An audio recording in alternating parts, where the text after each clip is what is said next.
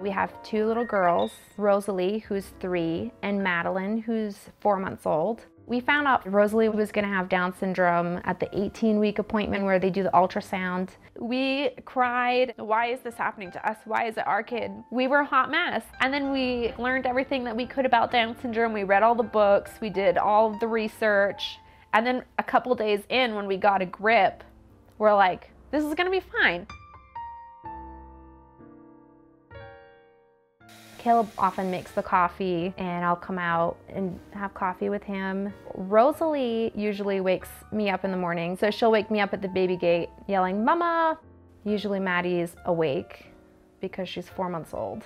Then Caleb will leave for work. We always have to wave goodbye.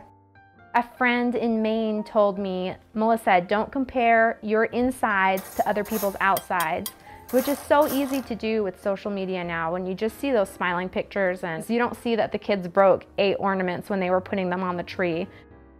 Sometimes we'll get comments from other parents or people will be like, "My neighbor's sister's cousin has Down syndrome." And I'm like, cool. Sometimes people make comments and I don't think that they mean to be rude. I don't know. They just don't know better. We had one lady at the grocery store, she's like, "She high functioning or is she low functioning?" I'm like, what? Is that a question that you ask all parents that come through with their kids? Or is that just for me because Rosie has Down syndrome? Bath time. Least favorite part of the day, probably washing Rosie's hair. She hates it. No. We have to do it. No. You have peanut butter in your hair. I don't know. She loves swim lessons. She likes being dunked underwater in the pool. She goes on the water slide, but for some reason, when it's time to wash her hair, the world is ending. Yeah, that's what I thought too. You want a book? Yeah. Can you say please?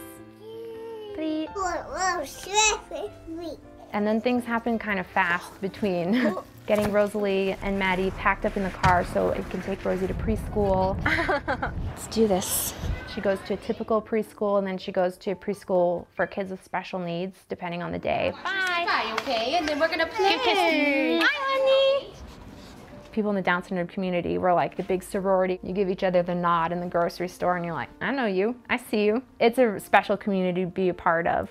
How was your first day? I know that you were a little bit nervous when we got there. She's generally a pretty happy kid, but she still gets sad. She still gets angry. She's just a normal 3-year-old, except for she doesn't talk very well yet. So we do sign language a little bit. Can you say fish? It takes her a while to meet her milestones, and then when she figures it out, it's like she masters it immediately. There was no difference in the beginning. As she gets older, you know, the gap widens. Did you take a bite out of my sandwich? When she was born, she's a newborn. Like, she needs to be fed, Is that your she needs to sleep, and she needs her diaper changed. Really? Right now, Rosie is the big sis. She wants to help with Maddie in any way that she can. Sometimes by a miracle, like today, they both nap at the same time. And it is a gift from God when that happens. It's so hard to wake up, huh? Some evenings, Rosalie goes to dance class, and it's just a typical class. It's not like for kids with special needs or anything, but she's got little dance moves that she'll do around the house now, which are super cute. Beach ball. Caleb usually gets home between 6 and 7. He'll call me and give me a heads up and we'll wait for him at the window. What about Mama? We'll take her outside and maybe do a little bike ride around the neighborhood, which usually she gives up her bike halfway through and we end up carrying it home. I feel like we're so old-fashioned, but like they'll play piano together, have some cooking dinner. We're going fast, we're going fast. There's a lot of dancing that happens. It's really important to us to all sit down at the table together at night, even though he's got a crazy schedule. We want her to be as independent as possible. We want her to reach her full potential. And we do not want to be the reason that she doesn't reach that, so we try to give her everything. But I know at one point, The roles are gonna reverse. Maddie is gonna be the one that has to step up, be the big sis, even though she's the little sis. And that's okay.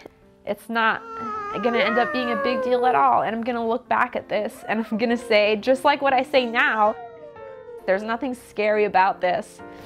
But until we get there, we won't know. And then we will kick ourselves for being big babies. I think that extraordinary is a really strong word, but I like to call us delightfully ordinary.